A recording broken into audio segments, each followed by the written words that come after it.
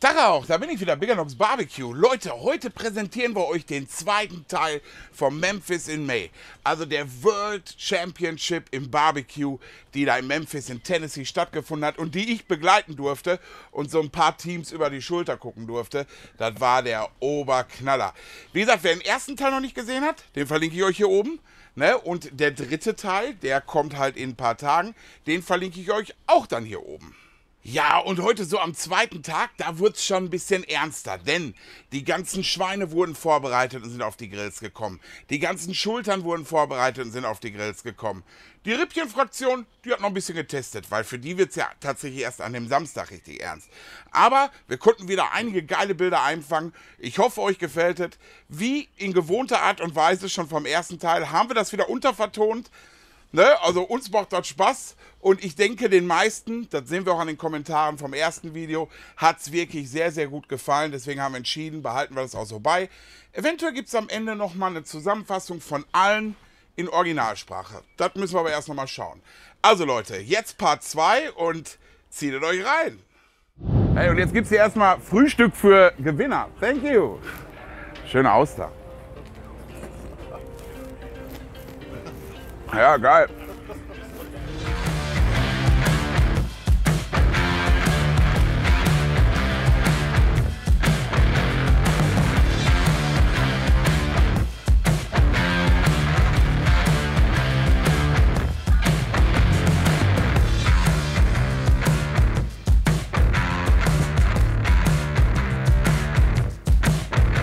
So, ist natürlich der Geile in den Teams, hier gibt es natürlich auch Frühstück. Ne? Die Jungs müssen ja gestärkt in den Tag gehen. Ja, und da greifen wir doch jetzt auch erstmal zu. Hier Rührei mit Speck und Zwiebeln.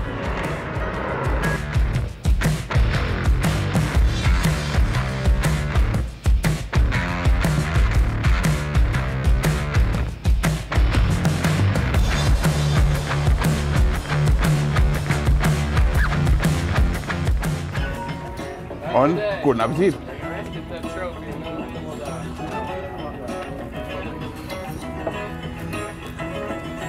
So kann der Tag starten. So, jetzt wird hier gleich das Schwein angeliefert für den Whole Hog Wettbewerb. Wirklich die Königsklasse hier auf dem Barbecue Fest. Und da gehen wir jetzt mal gucken. Komm, wir können einmal schnell reingucken. Super cool. Ich glaube, die kommen aus Mississippi. Mississippi, okay. I think they're 250 plus, so. 250 plus, Yeah, I okay. think I'll just say 250 to be safe. Ja, 250, It's okay. still heavy. Ja, So. circa 125 Kilo, also richtig, richtig schwere Schweine. Coming through.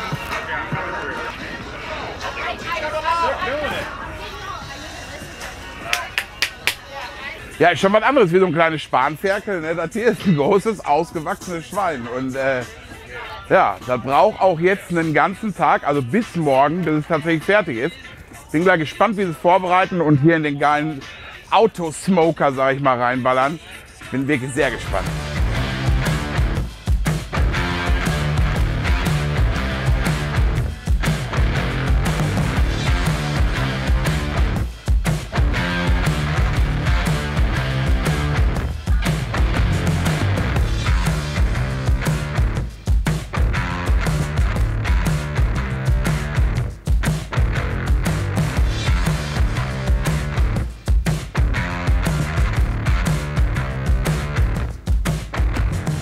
Ja, und hier direkt mit eingespannt, ne? Seht ihr, hier mit 4 Mann arbeiten die da dran. Und die einen rasieren nicht von außen. Hier wird von ihnen das Fett weggetrimmt. Also jetzt richtig Action und gleich kommt auch die Injection. Das heißt, es wird noch gespritzt. Ich bin gespannt. Also das ist jetzt natürlich auch hier eine heilige Sache. Ne? Das ist hier die Königsdisziplin, das Whole Hog. Und da sind die eingespielt. Da darf ich hier höchstens mal die Schale halten. So ehrlich müssen wir auch sein. Aber die Jungs hier, die wissen, was zu tun. Denn das haben sie schon öfter gemacht. Und mit welcher Präzision die das hier rausschneiden und trimmen, wirklich super. Wir schneiden natürlich das Fett aus dem ganzen Schwein, aber nicht alles. Ja, ja, okay. Die Schweine haben super viel Fett, ungefähr 8%. Okay. Wir wollen, dass Rauch ins Schwein geht. Und wenn wir das ganze Fett stehen lassen, würde der Rauch da nicht durchgehen. Aha. it just holds it. It's not, no smoke's getting through. Okay. So that's why I like using Deswegen öffnen wir das hier ein some of bisschen. this meat to where we'll get some bark here. Ja. Und wir nehmen die Lenden raus, damit wir das nachher auf den Robohawk stellen können. Fit onto the RoboHawk properly. We took the first Und damit es passt, müssen wir auch noch die ersten beiden Rippen rausnehmen. fit on that RoboHawk. Und dann sieht's gut aus. Das ist ein schönes That's Schwein. pretty hot. Oh yeah.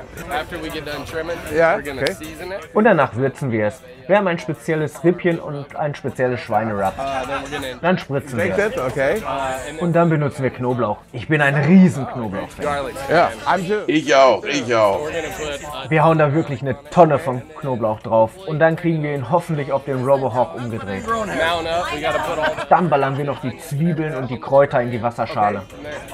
Und hey, ich bin mega stolz, dass du ein Teil des Teams bist. Super proud. Du bist jetzt im Team. Oh yeah, man. team. Bam. Yeah. Bam. Yeah, thank All right, you. now Und jetzt geh an die Arbeit. Okay. I will help you. Jetzt musst du tatsächlich auch was machen. Ja, okay. Ich bin drin. Ich trinke das Bier. In der Spritzlösung sind Apfelsaft, verschiedene Gewürze, unterschiedliche Essigsorten, Ananassaft. Habe ich irgendwas vergessen? Weißweinessig? Nee, ich glaube nicht.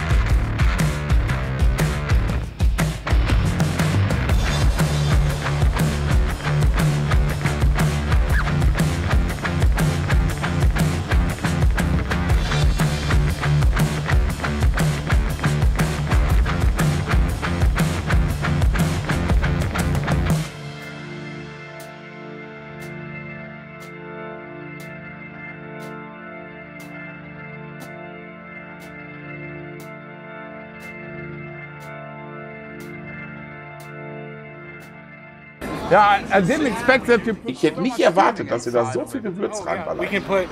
Ey, wir könnten echt doppelt so viel da reinmachen. Double, okay. Es ist ein großes Stück Fleisch und es gart eine lange Zeit. Und dann kann es das Gewürz wirklich gut annehmen. Es ist gewürzt, es ist gespritzt, Knoblauch ist drauf. Und jetzt kann es den Geschmack wirklich gut annehmen. Okay. Okay, und das Gewürz geht also nicht so tief ins Fleisch. Man könnte theoretisch doppelt so viel nehmen. Oh, you can't do double so much. Nee, das ist alles für Farbe und Aroma. Okay, cool.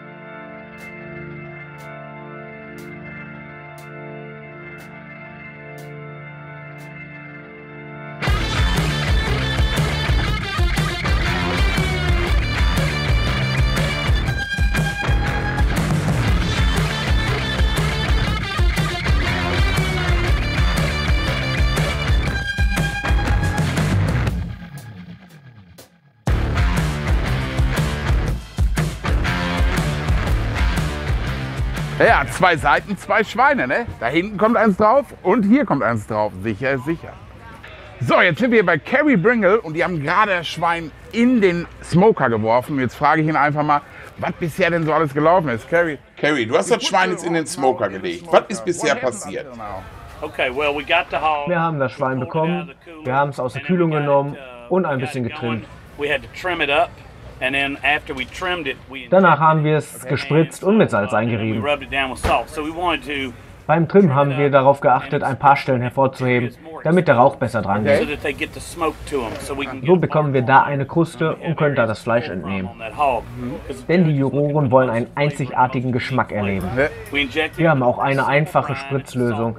Einfach nur ein bisschen Salzwasser und Ananassaft. Damit es feucht und saftig bleibt, spritzen wir es regelmäßig während des Garprozesses. Einfach, dass es schön und zart bleibt. Wir smoken es bei ca. 105 Grad für 20 Stunden. Wir wollen eine Kerntemperatur von 89 Grad erreichen. Okay. Wenn es einmal die 89 Grad erreicht hat, dann ist es fertig. Jetzt muss es noch ruhen, bis die Juroren kommen. Wir wollen ca. 2 bis 3 Stunden, bevor die Juroren kommen, fertig sein. Okay. Gibt es einen Punkt, dass die Ruhezeit zu lang wäre, dass das Fleisch nicht mehr saftig genug ist? Okay. Ja sicher, das ist ein ganz schmaler Grat. Was wir aber machen können ist, wenn die Kerntemperatur die 89 Grad erreicht hat, stellen wir den Grill auf 70 Grad runter und so können wir die Temperatur halten. So können wir die Temperatur dann auch etwas länger halten. Es bleibt warm und frisch und so wird es auch nicht übergart. Ah, okay, cool. Ja. Kleinen Blick, jetzt können wir auch mal reinwerfen.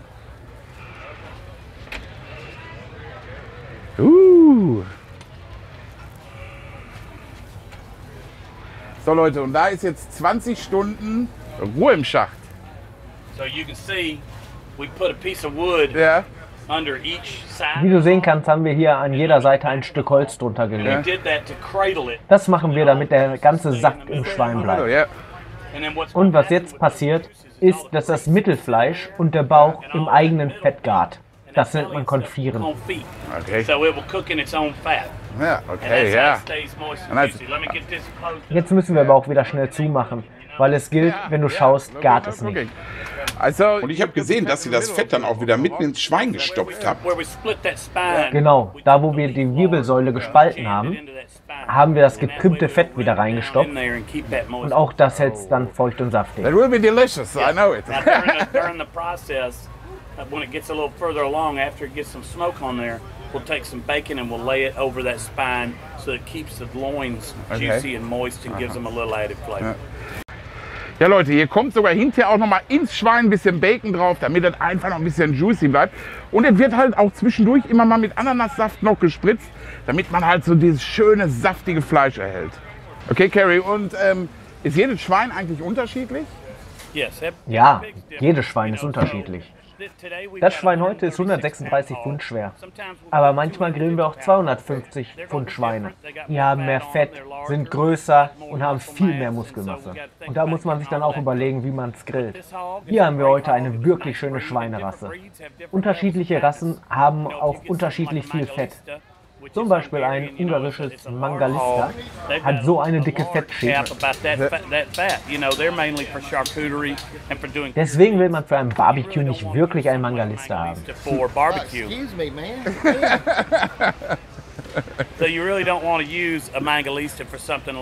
Ein Mangalista hat so viel Fett, da könntest du einen Fettbrand von bekommen.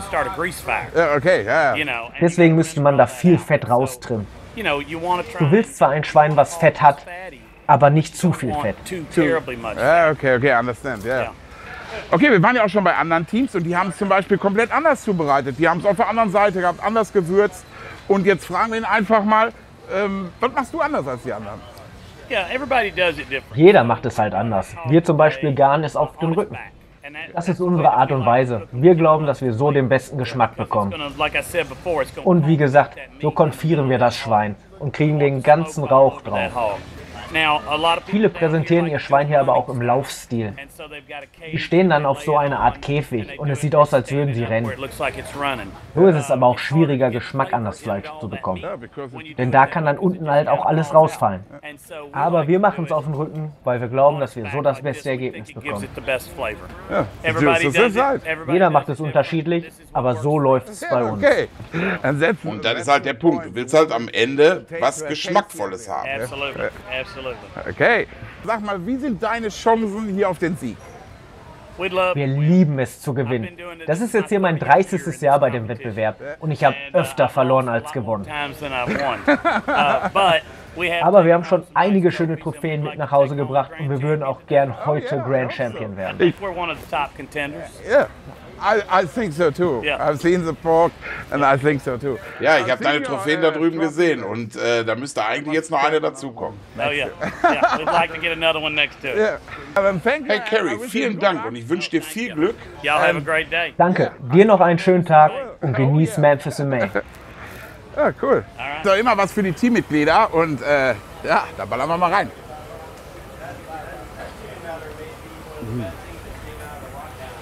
Ja, super lecker.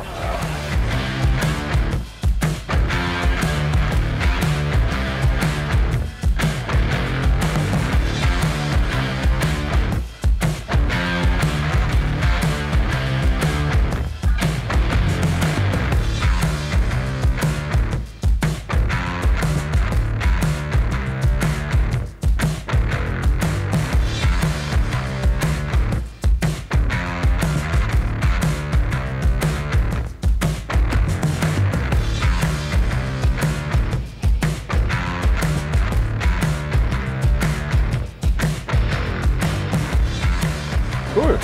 Hallo, hi. So, er zeigt uns jetzt mal die Schultern hinten im Kühlraum. Kommt mal mit.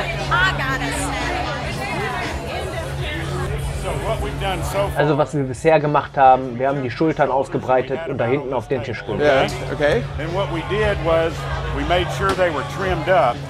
When what we do is we take and we Wir haben das Fett und die Haut bis unten zum Schenkel weggetrimmt. and the skin back right Am Schenkel lassen wir das Fett und die Haut stehen, damit es unten schön feucht bleibt. and then we can it'll stay more moist while we're doing that. And then what we do is we Wir schneiden dann noch ein bisschen mehr vom Fett ab und dann spritzen wir. take and we inject it. Injected. Okay. Yes. So we injected it. Wir spritzen es mit einer Mischung aus Apfelsaft und Sprite. Das gibt uns eine gewisse Süße. You can add, a lot of people will add some. Viele Leute geben auch ihren Trockenrub oder Cola hinzu. A lot of people will add, they'll add Coca-Cola, you know, it just depends. We have a good Wir haben hier ein gutes Basisgewürz, was Wicca heißt. Und manchmal geben wir davon noch ein bisschen zu. Und Worcester-Soße. Und dann spritzen wir es in die Schulter. shoulders. Then we Dann holen wir sie von da hinten weg, damit wir den Tisch trocken machen können.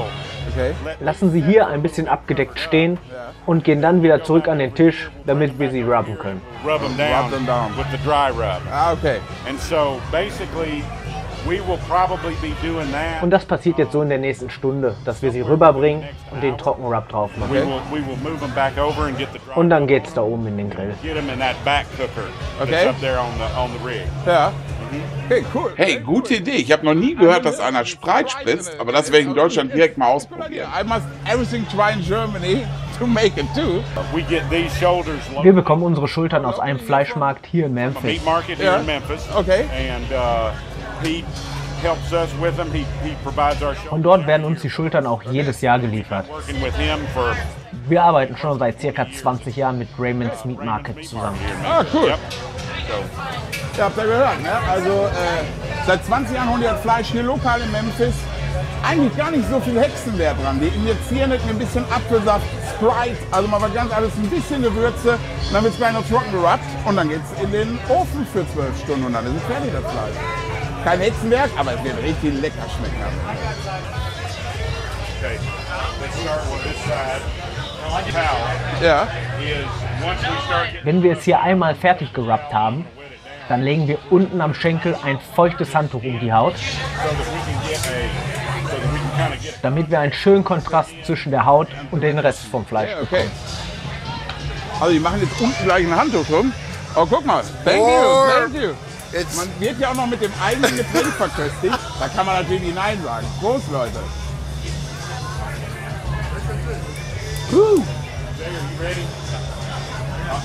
Komm mal hier rüber, da kannst du uns ein bisschen helfen. Wir drücken den Rub auch nur ganz leicht an. Only give him that it sticks.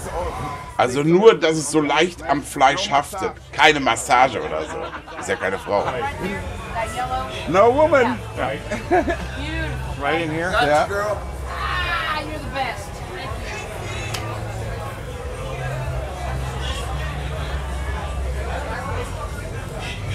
Ja, und das wird hier nur ganz leicht angedrückt. Es wird nicht einmassiert, dass wir wirklich so einen schönen Trockenabton rumbekommen. Ne?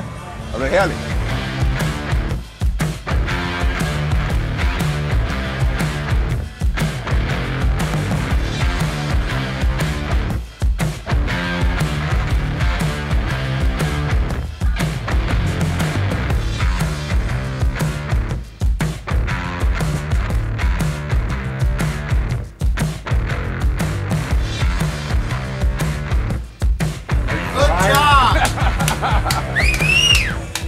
Ja, das wird die Gewinnerschulter hier. Ja. Er hat's gut gemacht.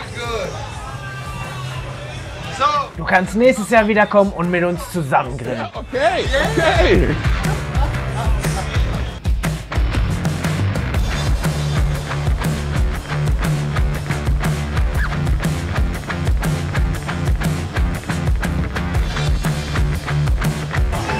Und so hat natürlich jedes Team seine eigenen Tricks. Hier zum Beispiel mit einem feuchten Handtuch wird unten die Schwarte nochmal eingewickelt, damit die sich nicht zu arg verfärbt. Und jetzt geht's halt rein in den Grill.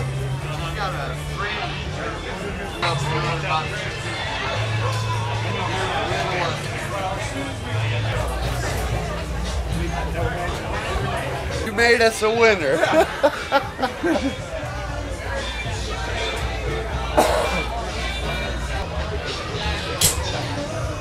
Okay, also ich darf dir mal die Gewinnerschulter vorstellen, da habe ich mir mitgeholfen. Jetzt ist halt noch die große Frage, wie lange und bei welcher Temperatur muss das denn jetzt im Grill bleiben? Also wie lange hat es noch drin zu sein jetzt? Also erstmal benutzen wir Kohle für die Hitze. Dann fügen wir ein bisschen Fruchtholz hinzu, meistens Kirsche. Und da unsere Kohle schon aus viel Hickory besteht, brauchen wir auch kein Hickory-Holz mehr hinzugeben. Sonst könnte es zu streng werden.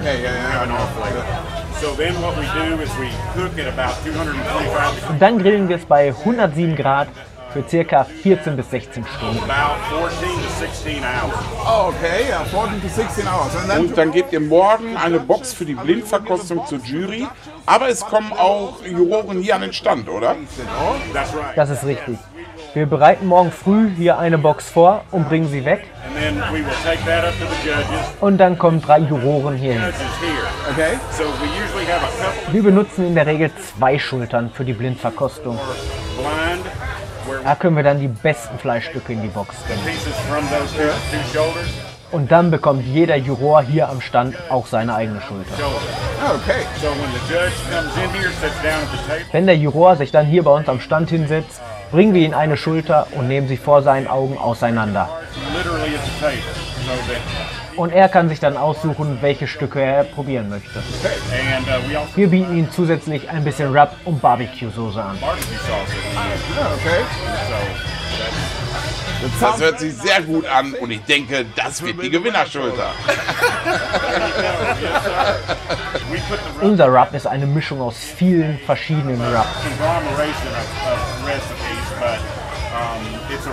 Das haben wir über die letzten 20 bis 30 Jahre angepasst. Und außerdem machen wir auch noch unsere eigene Barbecue-Soße. Wir sind ein Haufen an Freunde, die sich hier seit 30 Jahren treffen, um zu grillen und eine geile Zeit zu haben. That's the best way to do barbecue. Du musst unbedingt später nochmal zurückkommen und das probieren, was die Juroren probiert haben. Yeah, we will come tomorrow. Yes. Oh man.